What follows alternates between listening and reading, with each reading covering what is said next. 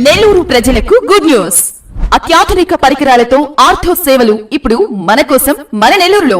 Doctor Sheikh Nawaz Sharif గారిచే అరిగిన కీళ్లకు కీళ్ల మార్పిడి, వెన్నెముక సమస్యలకు చికిత్స, విరిగిన ఎముకలకు పిండికట్టు మరియు అత్యాధునిక పరికరాలతో చికిత్స, మరియు డాక్టర్ టి మధులేఖ గారిచే బీపీ, షుగర్, ఆస్తమా, ఆయాసం, మలేరియా, డెంగ్యూ వంటి అన్ని రోగాలకు అత్యాధునిక చికిత్స అందించబడును.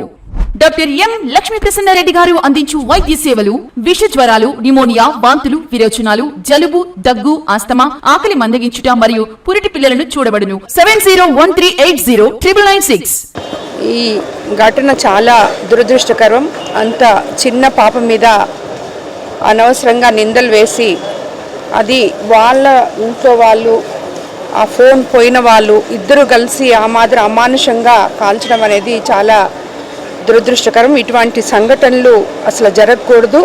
జరిగింది వెంటనే డిఎస్పీ గారికి కాల్ చేసి వాళ్ళని అరెస్ట్ చేయమని చెప్పి, అదుపులోకి తీసుకోమని చెప్పి కూడా చెప్పడం జరిగింది. అలాగే మా తెలుగుదేశం నాయకులు, లోకల్ లీడర్సు అందరూ కలిసి ఆ పాపను తీసుకొచ్చి హాస్పిటల్లో అడ్మిట్ చేశారు.